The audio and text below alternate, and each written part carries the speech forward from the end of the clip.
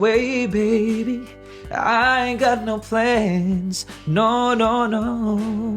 And the sound of the rain against my window pane, slowly, slowly driving me insane. I'm going down. I'm going down. 'Cause you went around. Ako abutin, I will never ever forget you kasi you along the way really is my star. Oh my God, nakakaiyak. So that's the Filipino Ay, nako. and the sense of gratitude to the father and mother. Okay, especially the father. Yeah. The father never gave up hope and desire and ambition. Yeah. Never gave up ambition, giving them to Sofronio and his brothers because the cousin was also like a brother. Yeah. Magandang araw mga kapolitika at welcome back dito sa ating pinakabagong video. At gaya nga po ng ating ipinangako doon sa ating mga naunang vlog ay ipopost or i-upload po natin itong podcast ni Ma'am Loida Lewis dito kay Sofronio Vasquez na kung saan ay na-interview niya last month. So this month lang po ipapalabas yung podcast ni Sofronio dito sa kanyang YouTube account. Okay, so na-upload po natin at magbibigay po tayo ng ating reaksyon at ng short update, quick update lang po dito kay Sofronio Vasquez. Pero bago ang lahat ay huwag kalimutang mag-like at mag-subscribe na rin kayo para updated kayo sa ating mga latest issue. At base nga po sa ating mga nakalap na impormasyon dito sa mundo ng social media, sa mga nagtatanong sa whereabouts ni Sofronio Vasquez at this point in time, siya po ay nasa New Jersey ngayon. Okay, so at puspusan na rin po ang kanyang paghahanda para dito sa kanyang mga concert, of course, sa mga susunod na buwan. So dito mga kapolitika ay sa pag-uusap ni na Ma'am Loida Lewis at ni Sofronio Vasquez ay napaluha po itong si Ma'am Loida or napaiyak siya dahil sa doon sa part na ikwinento ni Sofronio yung kanyang ama.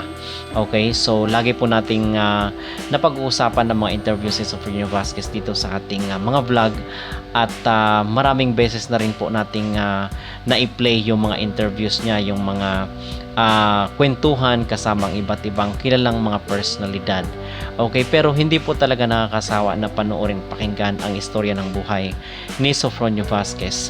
So dito naman po sa actually itong kwento ni Sofronio is same lang naman doon sa mga nauna, pero ito kasi ay kakaibang tao naman ang nag-interview kay Sofronio, which is si Ma'am Loida Lewis. At kung sino man po sa inyo ang hindi nakakilala kay Ma'am Loida, ay siya po ay isang kilalang philanthropist, lawyer at isang entrepreneur, at siya rin po ay nakabase dito sa Amerika at the same time isa rin po siyang Filipino-American.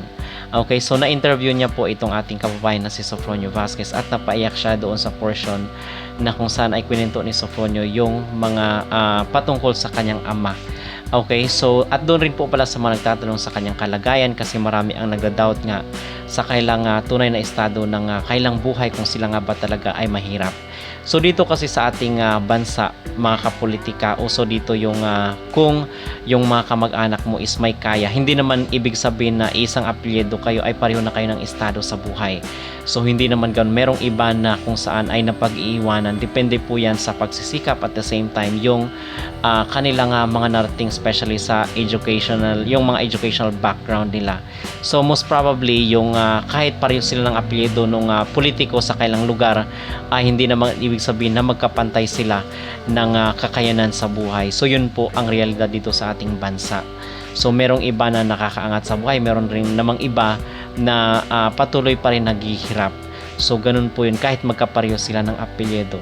So at meron pong proof daw niyan si Sofronio na kung saan ay yung kailang tinitirhan dati ay pwede niya daw maipakita in public na kung saan ayun ang pruweba or yung ebidensya na sila talaga ay hindi kasama doon sa mga angkan ng mayayaman or nakakaangat sa buhay.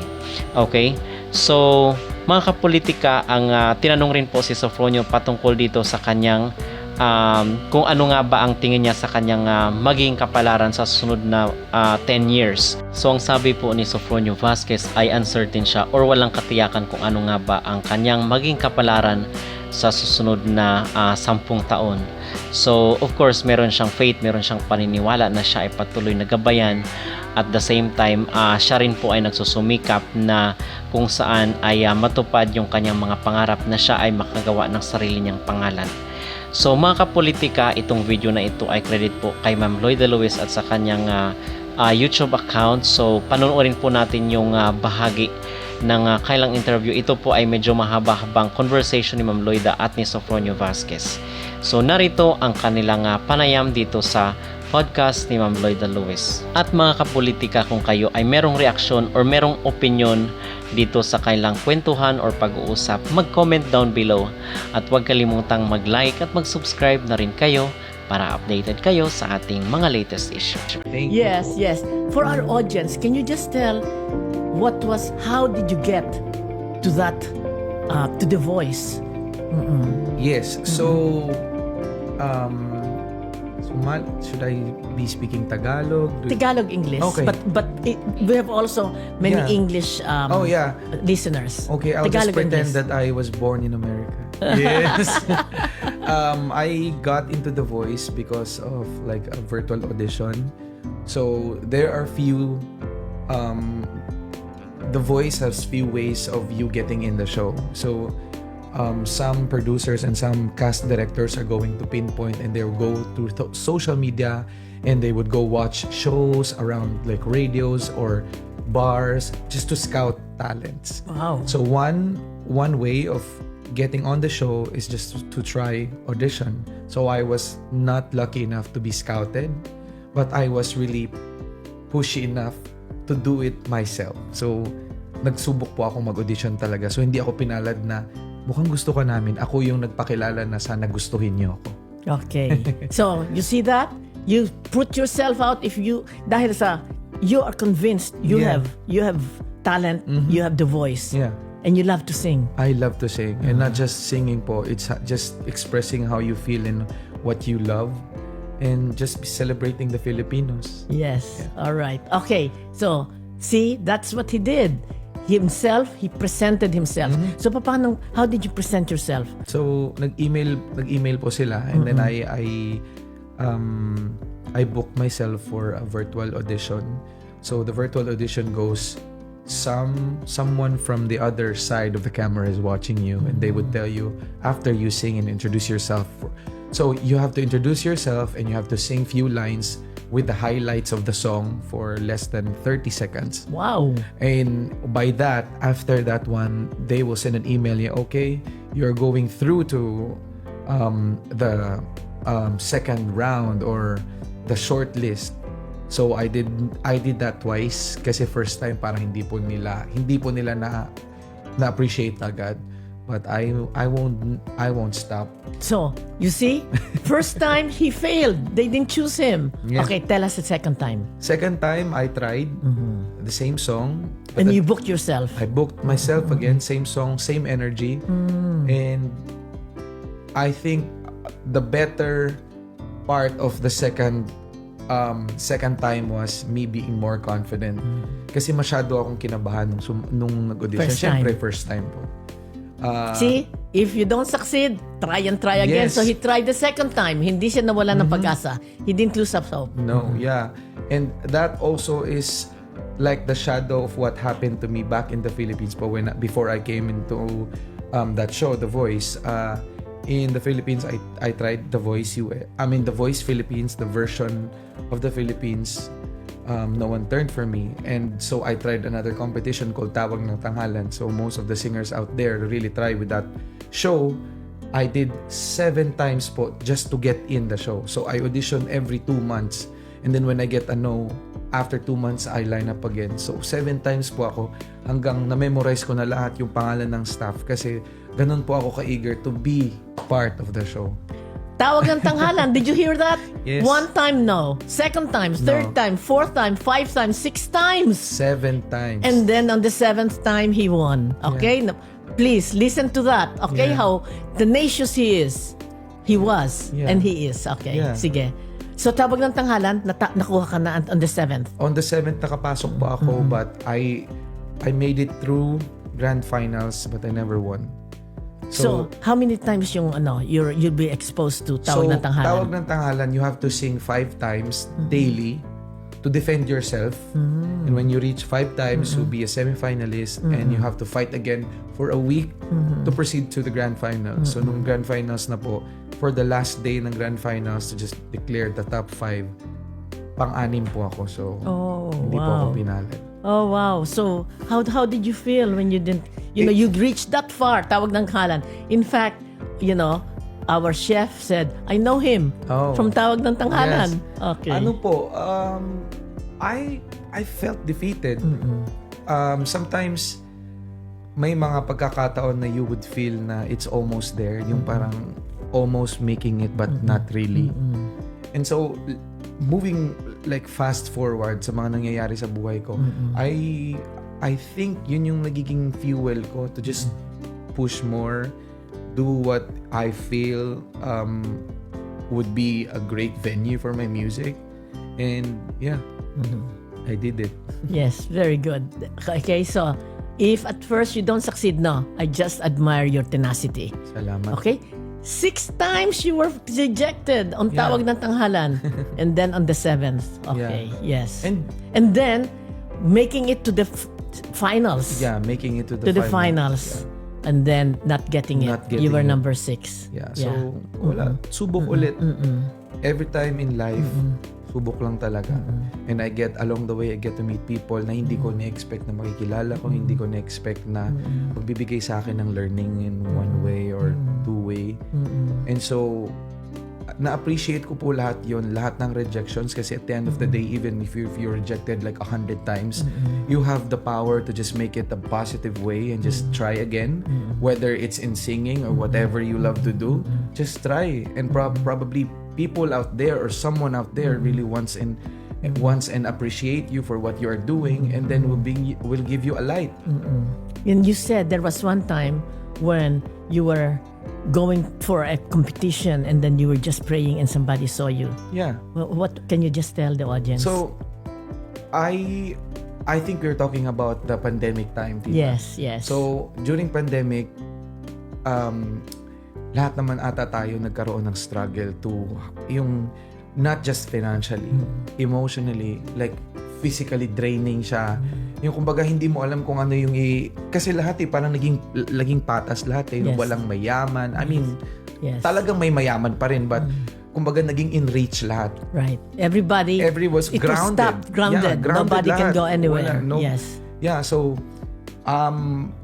since Filipino tayo, magaling tayong dumiskarte, and one diskarte that I found in me is to make something like out of biko. Biko is a dessert Like, for the Filipino. Yeah, for the Philippines, I think it's how do you say it? Sticky rice, and with the sugar and the coconut, and it's a Filipino It is Filipino dessert. Yeah. A little hard to make, but delicious. delicious. And so it's a simple dessert na I did, na sinubukan ko lang, and then I You mean put it. you cooked it yourself? Yeah, I do it myself. I wake up very early, pumupunta ako sa market, nagpapapiga po ako ng coconut, and then I do it alone. And so, na-appreciate ko yun na sinubukan ko lang, and then I reach out to people. I even ask help from TV personalities like Ami Perez, Karel, and so Vice Ganda. They really helped me a lot. Kay Brosas, yung mga nagiging judge ko with the competition and the host there. So they are very genuine and kind enough to help me, kasi na-appreciate nila na sinubukan ko. And so Yes, during that time, you cannot sing, so yeah, wala, patay financially, lahat yes, patay yeah. talaga lahat. Yeah, so he started to make dessert, and from his friends he sold them. Yeah, and so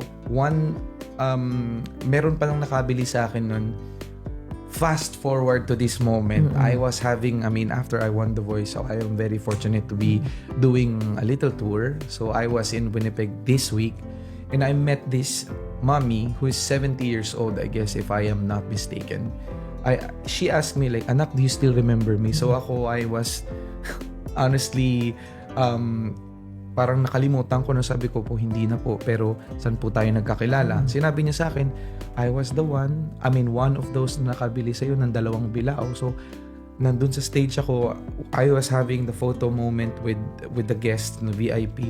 Talagang naluha po ako, tita, kasi hindi ko ina-expect na ganun pala ka ganda yung mundo natin. Kumbaga, kahit anong mangyari sa atin, magkocross yung mga landas natin. And just I appreciate the fact na kung hindi siya nagkaroon ng time na bumili sa akin, Yes. hindi po kami makakakain that time Yes, na yes. yun po yung Yes. struggle eh. Yes. Hirap talaga. Yes. Hirap. See, grace comes. You help yourself, God helps you. Yeah. So this woman, when he had nothing, bought 2 big plates of this Filipino dessert, and never forgot him. Yeah. So, Yes, sinabi ko sa kanya, maraming salamat po kasi kung hindi po dahil sa pagbili nyo, hindi po kami makakain that day. And talagang masarap lang sa pakiramdam na in life talaga, you are not alone. You will have people that would really appreciate you, and kahit hindi mo sila kadugo, sometimes people na random will put their heart out just to help you and just to give you a light. Yes. See, he made it himself. This Biko. Yeah. Okay, so people help. So I'm so glad that you have a very positive outlook on people. Yes. Yes. Now, how were you identified by this famous Michael Bublé. Bublé, a Canadian singer, producer, Michael Bublé? Yes. Yes. And you're talking to him. You told me that you know him and he knows you. So can you tell the audience? Yeah, so to give you another high again, Michael Bublé was one of my coaches in the show called The Voice. So 4-chair turn. And in The Voice po, once you have 4 chairs, you have the power to pick kung sino yung gusto mong makatrabaho along the way. And So for those who do not know, there are 4 chairs who are going to judge you. yeah, Okay? hindi kanila nakikita. They have to turn around. They turn around and they just listen to your voice. Yeah. So, 4 sila lumingon. It was Michael Bublé, Snoop Dogg, Reba McEntire, and Gwen Stefani. Wow. Yes. And so, when I was saying, "Hi, my name is Sofronio Vasquez. I am from the Philippines." Michael Bublé, like, "Wow! I knew it!" Sinabi niya. Na-appreciate ko lang yung sinabi niya na, kasi isa television, tita, just like what we are doing right now, it's not gonna be like open out na i-upload mo lahat. So we have to filter out because sometimes it could be offending or whatnot. So Michael Bublé, nakat lang yung airtime nun, but he was so excited to talk about Filipinos na masarap daw yung adobo, marami siyang friends na Filipinos, yung tumutulong sa lolo niya is a Filipino. Kumbaga, he was surrounded with many Filipinos and he is loved by the Filipinos.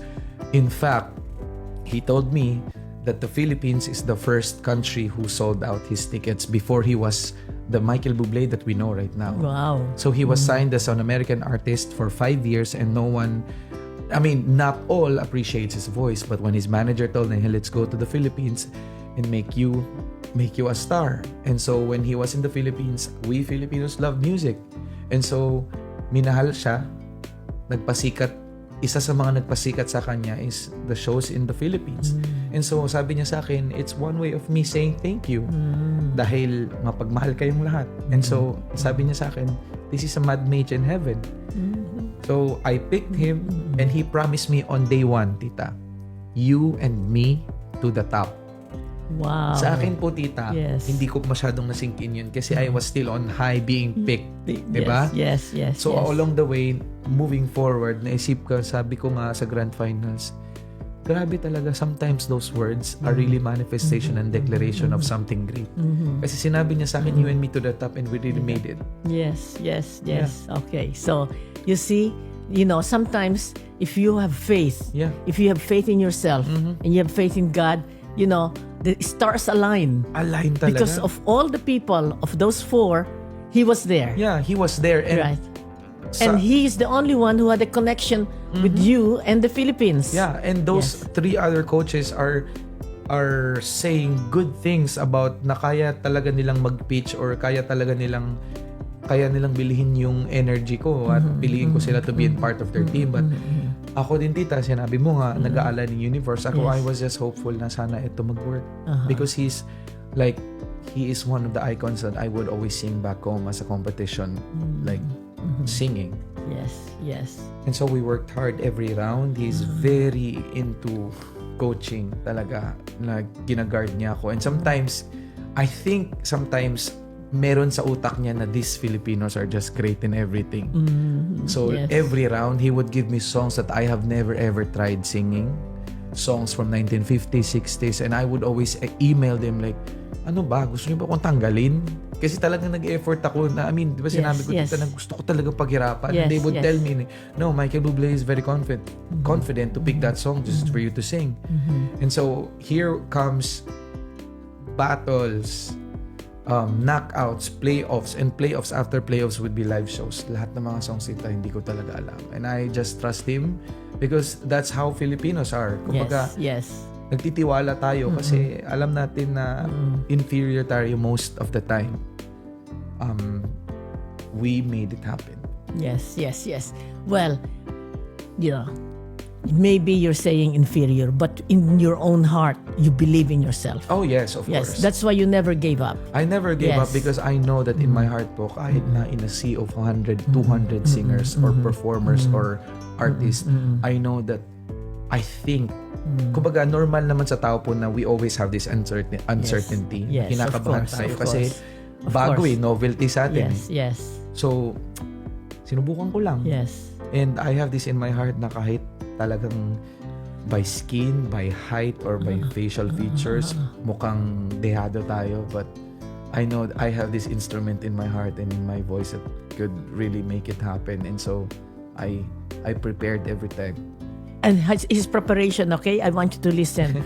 When you are asked to appear, what's your preparation? So, this show, tita, is very, very generous. So, hindi po nakakaalam, hindi ko sinasabi ito most of the time. But when we started taping, we have our own hotel room.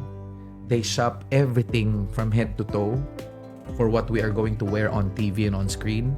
We have sahod, per diem, stipend, and Yes. taping rates. That's how Americans are really doing it.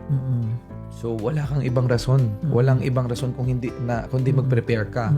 And so, what I did was... Meaning they're spending so much for you So so much that you for look you. good. You look good. Okay? You not only you look good, you appear good. And you feel good. And you feel good Yeah. because everything is first class. Yeah, first class. Kasi pag iniisip mo dita, kung magki-quit ka sa trabaho and that's what you're doing right now, anong kakainin mo?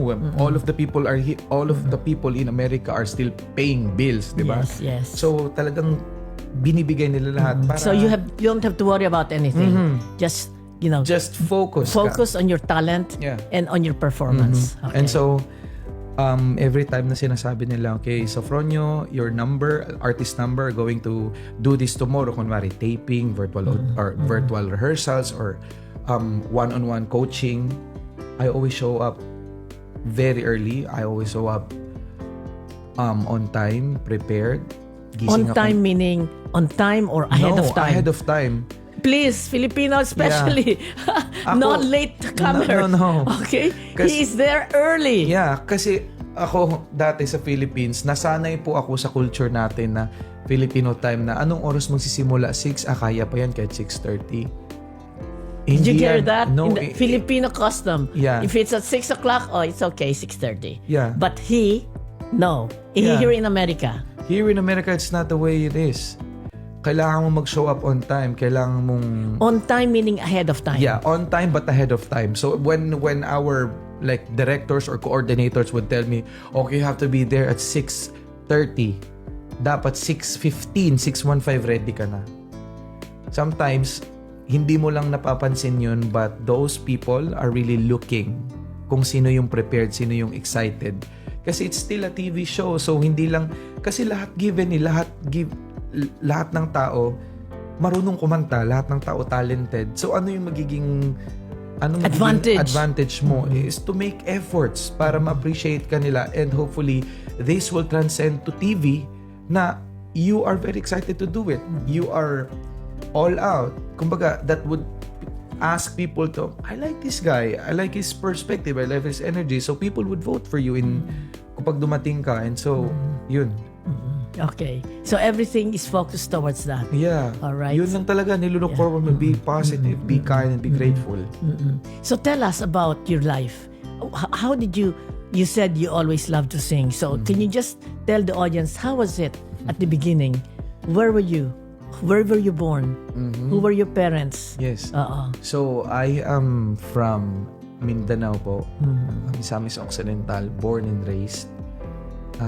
My parents are Sofronio Vasquez Jr. and Aida Orhinog Vasquez. So, we come from a family na sobrang masaya lang. I grew up sa squatter. Yung ilalim ng bahay namin, dagat. Did you hear that? they were in the squatter area, and it's not the ground, it was the sea. It was sea. And up until now, tita, our house is still standing. So sometimes people would never believe kasi andito na ako sa Amerika because I have this American dream. But if they want to visit our house, I can be with them and show them that dito ako lumaki. Wala kaming bed. We just sleep on the floor with a good foam. Kapag tumataas yung dagat, tumatalon kami kaagad just to nag-enjoy namin. And alam mo naman squatter, tita, wala tayong kumbaga mga septic tank. So yung mga kapitbahay namin na nagbibigay ng gift sa dagat ay nakikita namin. So kapag nililigo kami, ginaganon lang namin, hindi namin pinapansin, but we really enjoyed it as a kid. Yes. How many brothers and sisters? I have 2 siblings, so tatlo kami, and I have my cousin Richard. My brothers are Aido and Sofronio the Fourth, and I have Richard with me na parang kapatid na lang namin, so parang naging 4 kami. So did you hear that?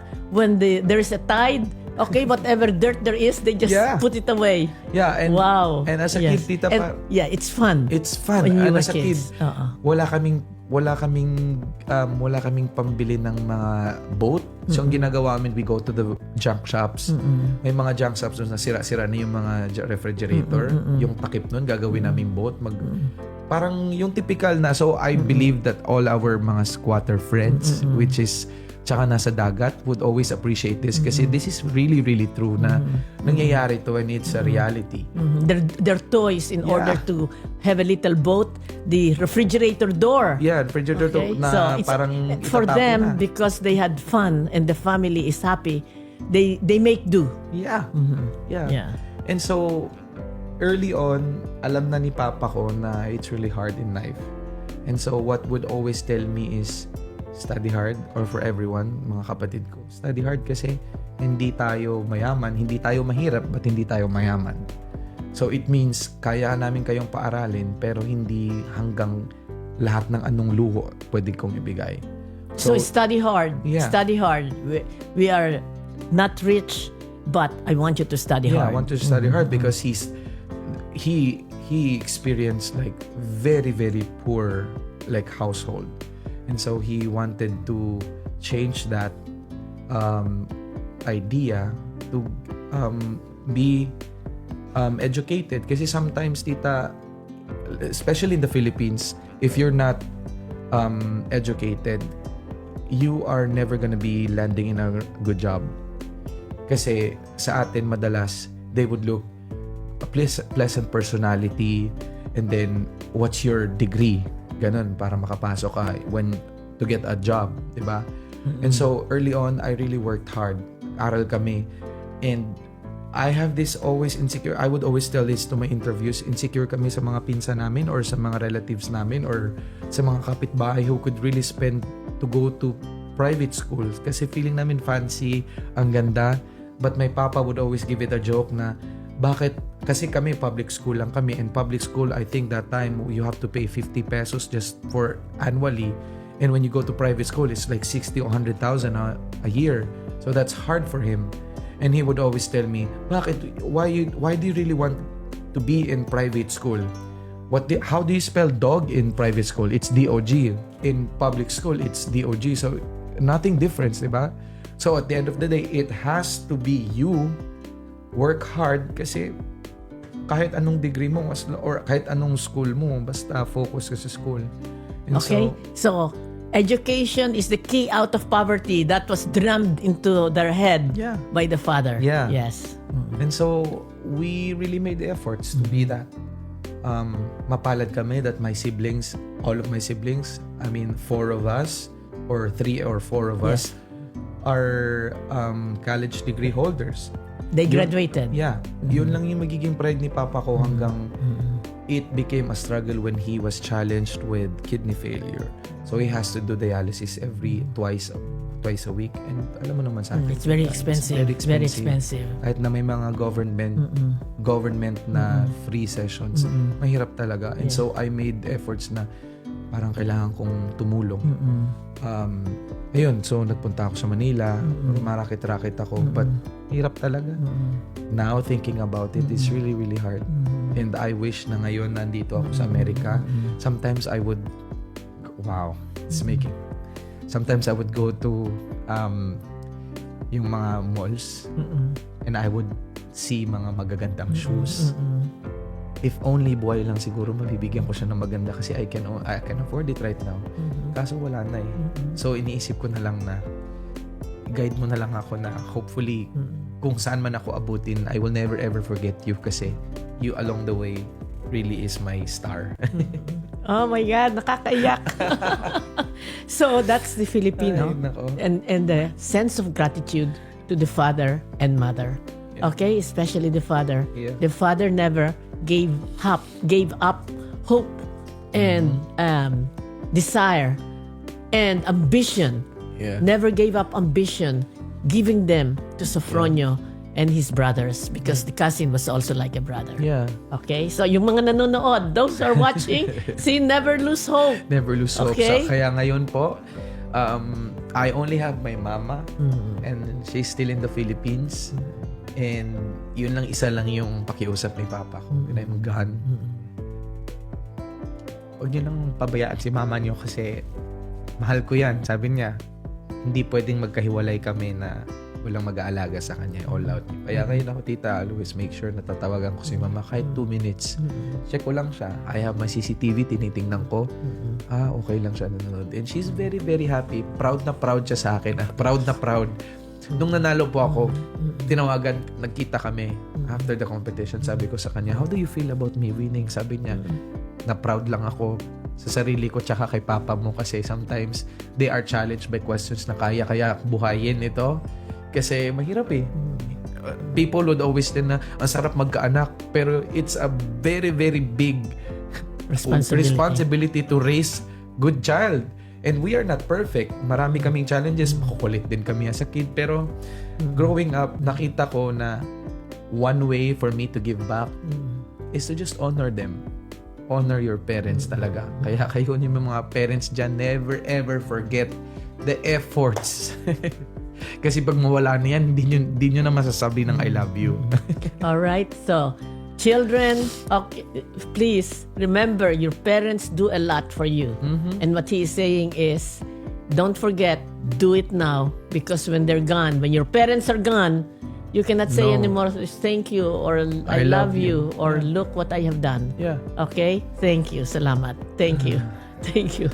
I'm reminding all parents, all children. All right. That's good. That's great. Oh my That's why gosh. you're Yeah. And how is your relationship with how do you deal now that you have reached being the first Asian, the first Yes. Filipino to become the champion of the Voice USA? How are you dealing with this accolade, this fame? I always take it day by day po. Nagpapasalamat ako every day in my life that I am here at my point of yung na I get recognized. I always dream of being recognized and now it was given to me. It is a responsibility. Yeah, it is a responsibility because now that people look up to you, you can inspire, but sometimes you can also be challenged by how you deal every day yung fame kasi mahirap eh. And now, I just appreciate na I get to work with these people na I would never ever imagine my life working like the icons of, like OPM icons.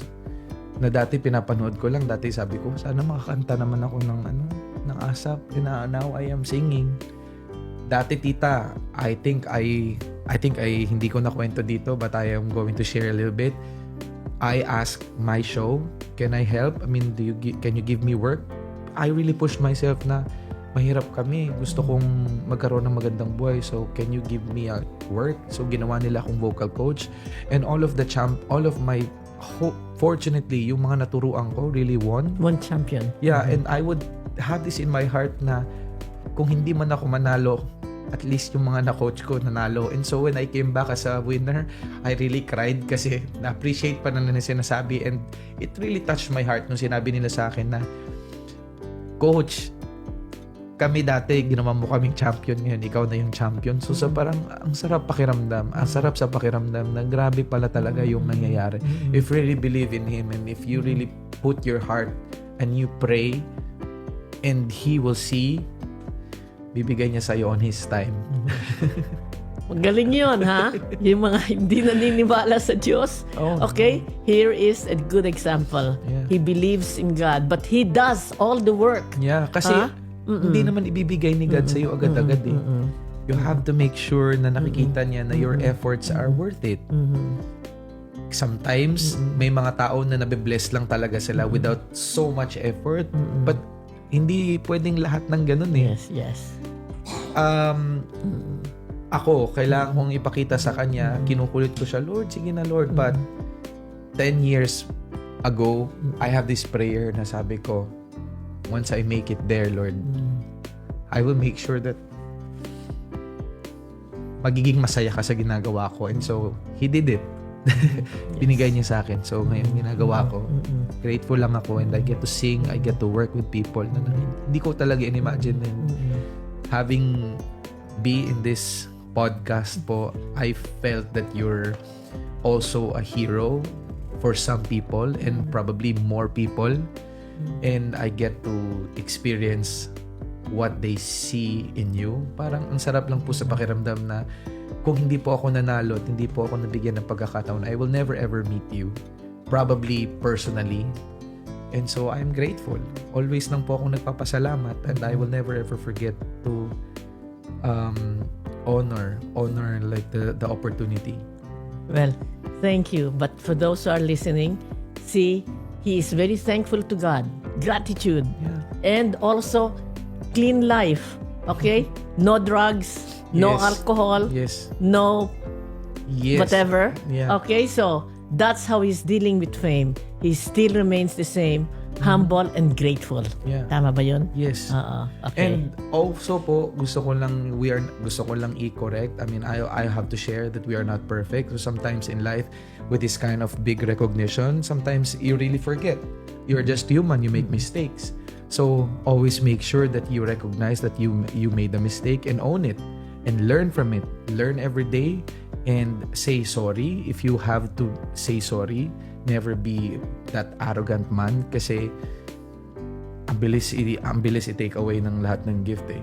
And sometimes, even if you make a big mistake, saying sorry is very enough. Yes, that's right. Okay? So, the humility, because we're not perfect. We're not perfect. We're human beings. Yeah. But, okay, when you recognize it, then you say you're sorry. Galing. This is from Mel A. What's something you believed early in your career that you see differently now, if any? Wow, that's a good question. I think I felt before, and it has become my belief that I would never make it. And it has to be very different right now. Kasi when I was always doubting myself, hindi nangyayari. And so when I started to believe in myself, and I made it.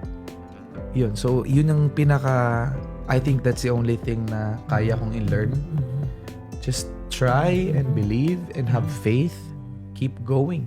Okay, very important. Please remember that. Write it down. Try. Try. Have faith. Have faith in yourself. Believe. Faith in God. Believe in God. and you keep going. And keep Ang going. galing. Sulat nyo lahat yun. Write it down. This is from Jenny B. Tell me about the time when you almost gave up. What pulled you back? Oh wow, I have so many moments in my life that I was about to give up. Especially when like mailap yung, I don't know what's the right term in English for mailap. It's, or maybe hardship. Mailap yung pagkakataon, you always try, but sometimes even if trying, it's really not working. So that makes me feel na this is not for me.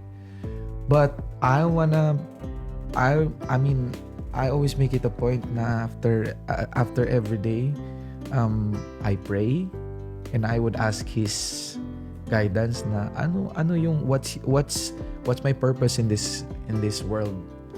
And I would always circle back to me as a kid singing, trying na yung sa banyo. Baga yung typical na probinsyano na would always sing in banyo, and I would always remind myself, my papa would tell me, after everything, just breathe. Ginhawa lang, in Bisaya, ginhawa lang. Deep breathing. And so, after that release, go again. All is well. Yeah. Okay, did you see that? All right. After whatever happens, just breathe in. Yeah. Yes, very good. Now, this is from Oscar M. If you hadn't won The Voice, where do you think life would have taken you instead? If I didn't want The Voice, I think I would still be a dental assistant or hopefully be a dentist because it was my profession. So, yun din po yung maturo sa akin ni Papa ko na in this music industry, it's really hard and it's never gonna be an assurance for your long life career. And so I had a good fallback. If ever I didn't want The Voice, I would still be working my way up in my dental career, but I cannot promise that I would never sing. Even if I didn't want The Voice, I would be still singing. All right, you see, that was his heart's desire. Yeah. And plan B always. Plan Your B father always. was very wise. Always Yes. have a plan B. Okay, Yes. so that's from Oscar. Now, Angelita N. Where did you learn to make biko and what makes yours special? I learned to make biko when I was still in the province in Mindanao. In Filipinos, tita, we really love eating, making food. And so my family is really big and we'd always make it a point na sometimes like 4 times a week magkikita kami and we enjoy eating. And so my aunties would really make like yung specialty, and that specialty is from my auntie. And so I tried, and I would always be chismoso. I would always be nosy, like, what are you doing? And so I would always check. And I think I just I want to try. And what makes it special, I believe, is the fact that I'm able to just do it. And in life, tita, there's no secret, to be honest. But if there's one special, you just have to put your heart. Yes. It's biko made with love. Yes. All right, that's what the difference is. Okay. Now, what's next for you and where do you see yourself in the next 10 years? Oh, that's a good one. Wow, that's a good one. Before I answered that question, I was asked the same question 10 years ago. But I think I remember my answer would be, I don't know. And that's uncertainty. That's fine. But now if you ask me 10 years from now, I have a good vision for myself. I would be famous in singing. I would be the Filipino that you are always to be a Filipino. And that goes to show that you have to be certain sometimes in life, and you have to be declaring and manifesting it. Kasi you put out your energy outside the world or outside the universe. And so if you're always uncertain with what your life is going to be, then wala kang magiging direction. The universe But now, is uncertain. Yeah, but now if you ask me, I want to be very famous in music and I want to touch hearts. I want to be an inspiration, and I'm always going to be inspired by people who are inspired by my music. And so that would be my 10 years from now. That's beautiful. All right. That's great. Great. Bring it out there. Bring Yes. it out there. Thank you. Thank you for that. And this is the last question from Tina K. If you had to dedicate one song to your family, what would it be and why? And can you please sing it? Oh my goodness. So that's the last question. It's going to be so hard. Always talaga kinakanta ko to sa mga interviews. I've done this a few times and this would always hit me by heart. Our favorite song po is Bato sa Buhangin. Wow. That means a stone on the sand. Yeah. Sometimes in life, kahit gaano kadami, there's always gonna be special bato sa buhangin. So you're always gonna be like, I don't know kung ano yung translation and perception. Yes. Iba-iba tayo. Yes. But that's our favorite song. And this goes like, kahirap unawain. Wow. Mga damdamin, pangako magmahal hanggang libing. Sa langit may tagpuan din at doon hihintayin itong bato sa buhangin. Hangin. Yes. Thank you. Thank you. Thank you. So Thank hard. you. Thank you. No. I know what that means. It Yes. reminds you of your father. Yeah. Yes, that in all of life, there is a stone that is meant for you. Yes. Yeah. So that's your story. Oh, wow. Thank you. Salamat. Thank you. Maraming Salamat. Tita, Thank you. maraming Thank salamat. you. It's so nice. Thank You you. are so inspiring. I hope that these viewers would really learn from this experience. And kayo na nanonood, kahit sa ang camera, sana you always try. Kasi hindi natin alam na you will be sitting in my seat right now and have this moment with Tita Loida. Thank you. And you're here in New York because you are going to show here in New York. Can you Yes. just tell the audience where is this? Yes, I am excited to share to Tita Loida's audience that I will have my concert in July 19 at the Town Hall, which is in the heart of New York City. So I hope that you would help and support me by buying tickets. I will be joined by my musical director, the favorite musical director of David Foster and Ariana Grande, Troy Laureta, ako Filipino, and I will bring some surprise guests. I will bring some friends from The Voice Season 26, and hopefully my coach would be there watching, or hopefully he would sing one for me. I hope you grab your tickets, visit ticketmaster.com, or you can call the numbers that going to be posted below. Yes. Or link below. All right. So remember that Town Hall, right in the heart of Times Square, Yes. on July 19, Saturday. Yes. So be sure you write it down on your calendar and buy the ticket, Thank because by that time, if you don't buy it now, you might have no seat. Yes, Yes. hopefully, yeah. Sana manonood kami. Join me, Tita Loida, and all of the Filipinos. It's gonna be a great experience. Yes. Okay. He will join the ranks of Lea Salonga. Hopefully. Okay. So, all right. Just to give an example to your audience on July 19, if you can just give a sample. Okay, I would sing the audition song that I did in The Voice that started my life right now. It's from Mary J. Blige, and it's called I'm Going Down. Time on my hand since you've been away, baby. I ain't got no plans, no. And the sound of the rain against my window pane, slowly driving me insane. I'm going down, as you went around, baby. My whole world's upside down. Very good. Salamat. So, July 19, at Town Hall, please. Yes. For our guest, Sofronio Vasquez. Thank you very much for watching. This is the Loida Lewis podcast.